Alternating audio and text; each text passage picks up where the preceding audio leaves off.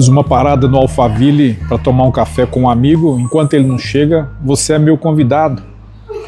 Prepara o seu café, pausa o vídeo, senta aí, vamos bater um papo. De vez em quando eu tiro um tempo na minha rotina para poder tomar um café com os amigos, bater um papo, procurar um lugar tranquilo, trocar uma ideia.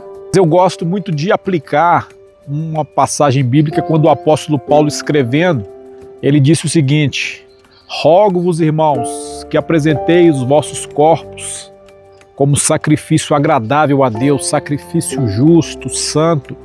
Esse é o vosso culto racional.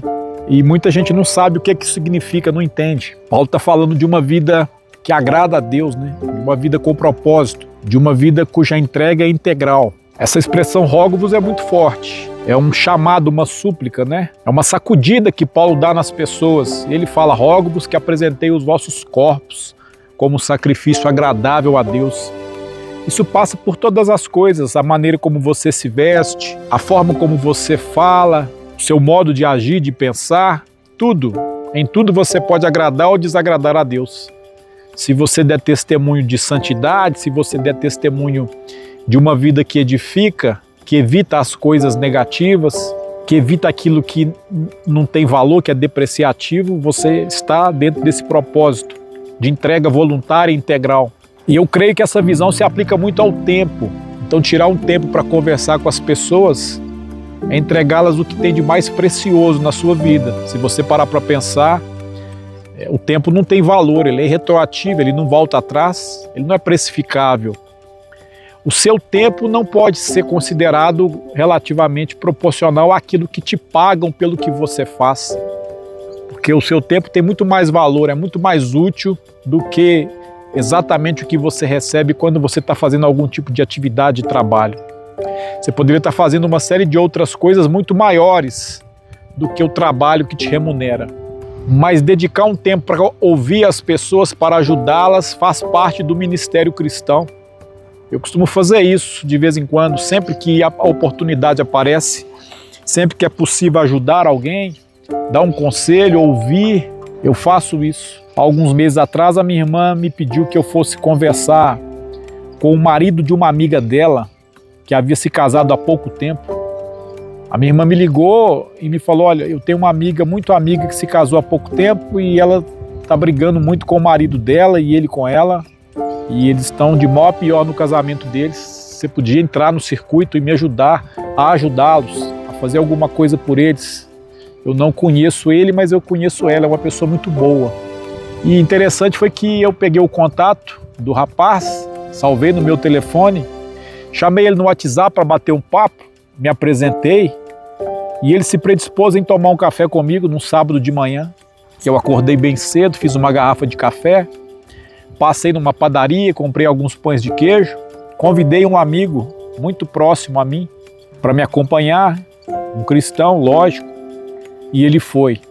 Então, durante 3 horas aproximadamente ou algo mais, nós passamos uma manhã de sábado conversando e ele desabafando sobre os problemas, as dificuldades que ele estava tendo no casamento dele, sobretudo influências negativas de pessoas que eles consideravam como amigos, mas que, na verdade, após algum tempo de reflexão conosco, ele chegou à conclusão de que não eram. E foi bacana porque ele me falou que em todo o tempo de vida dele, em quase 50 anos, ele nunca tinha sentado para bater um papo com o pai dele, com alguém que fosse referência de valores, que pudesse ouvi-lo e aconselhá-lo. Aquilo me enobreceu muito, porque é uma responsabilidade muito grande, né? Ser adjetivado assim por uma pessoa que você nunca viu, que nunca te conheceu. Mas eu vi no olho dele e na expressão dele como ele estava impactado com a nossa atitude de ter ido até ele e se predisposto em conversar com ele, bater um papo, ouvi-lo.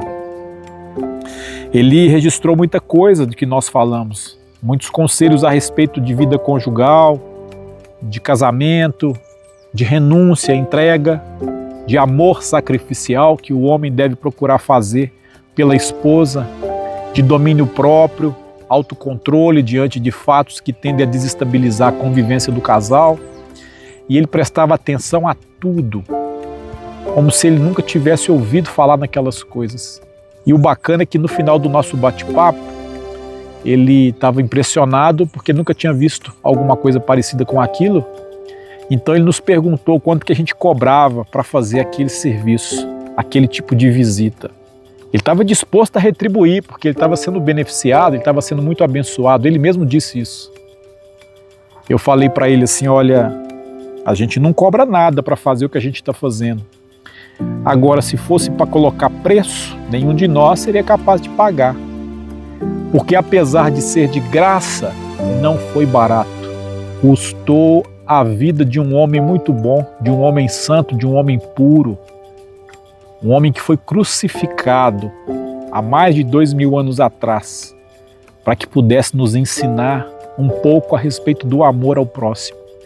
E aí ele foi começando a ligar os fatos e ele entendeu que a gente estava falando a respeito do Senhor Jesus Cristo, né? Eu falei, olha, se você parar para pensar, a gente está aqui de graça. A gente nunca vai te cobrar por fazer o que a gente está fazendo, porque a gente também de graça recebe muitas bênçãos do alto nas nossas vidas. E ele foi tão impactado com aquele testemunho, com a forma como nós o tratamos, como nós o abraçamos, a forma como nós estendemos as mãos para ajudá-lo, que ele quis caminhar conosco. Ele falou, olha, eu quero andar com gente como vocês. Eu quero aprender mais a respeito desse Deus de quem vocês falam. Eu quero mudar a minha vida, ressignificar o meu casamento. Como é que eu faço? E a gente o levou para poder se reunir conosco semanalmente, para poder aprender mais a respeito de Deus. Então é isso, tem tudo a ver com isso. Não diz respeito ao que você faz, mas tem tudo a ver com quem você é. Não importa o que você faz para Deus, importa sobretudo quem você é para Ele. Então o verdadeiro culto que agrada a Deus é essa entrega integral, sobretudo do tempo, por amor ao próximo, de abrir mão de um momento em que você poderia desfrutar de alguma coisa para você. Eu poderia naquele sábado ter ido andar de moto, jogar bola, ter ido para o clube, tomar um café num lugar diferente, mas não. Eu me imbuí da necessidade de assistir aquela pessoa que automaticamente impactaria na família dele. E dediquei mais de 3 horas de uma manhã de sábado a ele. E é impressionante como que você é mais abençoado quando você dedica-se do que quando você recebe. Eu não sei explicar se isso é dopamina, se isso é uma sensação de plenitude da alma, mas quando você se predispõe a ajudar alguém e você vê que o seu gesto faz a diferença na vida das pessoas, você entende que você ganha muito mais do que quem recebe. Você entende que no final das contas é você quem sai maior do que quando você entrou. O verdadeiro culto racional que agrada a Deus é esse. Não é o dinheiro que você entrega na igreja, uma oferta, um dízimo. Não é o cumprimento de algum rito.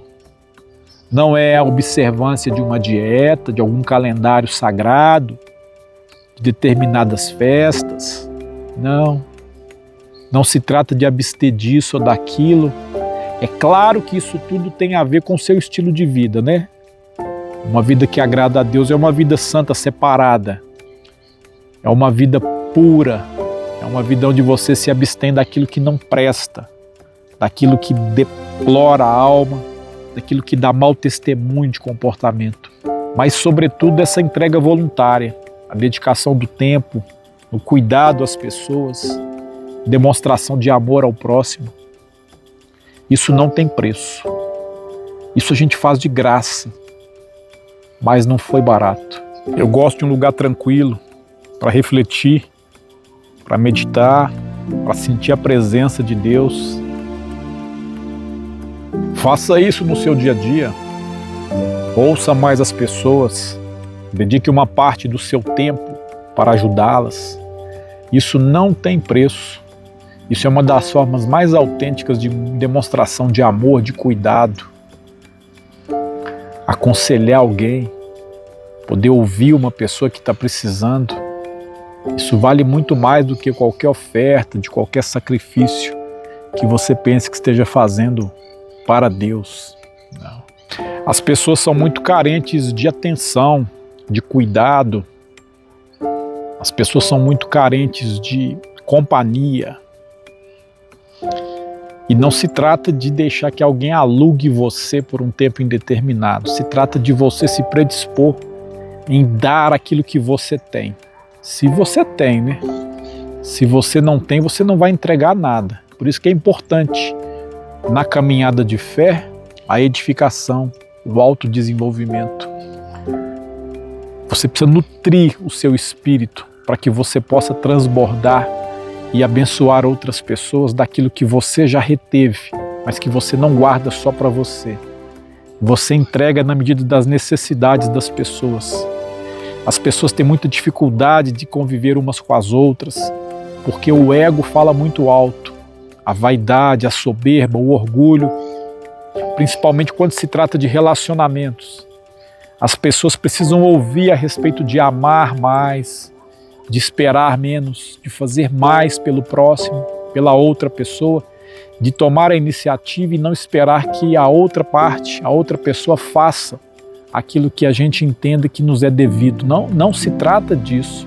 Relacionamento não tem a ver com isso. Tem a ver com o que te é possível fazer em prol da felicidade e do bem-estar de vocês. Tem a ver com não esperar nada em troca e fazer tudo pela outra pessoa, independentemente se ela merece ou não. Não é um sistema meritório que está envolvido num relacionamento conjugal. É amor. E quando o amor é compreendido como um sacrifício, você faz aquilo que te custa, independente se a outra parte corresponde ou não àquilo que você está fazendo. O verdadeiro amor, ele não espera nada em troca, ele se entrega. Ele é altruísta, ele é voluntarista. Ele faz incondicionalmente. Quando a gente aprende que Deus é amor, muitas vezes a gente não entende o sentido, o significado dessa expressão. Deus é amor. Deus faz as coisas pelas pessoas, pela humanidade, sem esperar nada em troca delas. Ele faz porque Ele é, não é nem porque Ele quer, é porque Ele é. Como Ele é amor, esse predicado é indissociável da natureza dele, conforme nos revelam as Sagradas Escrituras. Isso significa que ele jamais vai agir contra a própria natureza. Ele vai agir sempre de acordo com a natureza que define quem ele é. Então, ainda que você faça tudo para odiá-lo, por exemplo, ele jamais odiará você, porque isso não faz parte da natureza dele. Ele sempre vai amá-lo. E o amor envolve perdão, misericórdia, graça, compaixão. É assim que Deus espera que nós nos relacionemos uns com os outros, de forma abnegada, de forma sacrificial. As pessoas demoram muito tempo para entender isso, por isso que muitos casais têm dificuldade nos primeiros anos de relacionamento, porque as pessoas esperam serem satisfeitas nas suas vontades, nas suas necessidades, e quando não encontram essa correspondência no outro, surgem os conflitos. E muitos ficam pelo caminho, não conseguem prosseguir na caminhada, porque essa insatisfação do ego acaba por ser maior do que a vontade de permanecer juntos. Entender isso faz toda a diferença. Por isso que casais que amadurecem juntos e desenvolvem a espiritualidade sadia conseguem entender e viver dessa forma, fazendo pelo outro sem esperar ser correspondido, sem esperar que o outro faça em troca. E quando isso é um crescimento mútuo, as partes se autodeterminam e fazem aquilo que sabem que tem que fazer. E não se trata de ter vontade de fazer, é diferente. Se trata de fazer o que deve ser feito. Isso envolve disciplina, isso envolve constância. Em âmbito dos relacionamentos, eu costumo falar para casais que constância é mais importante do que intensidade.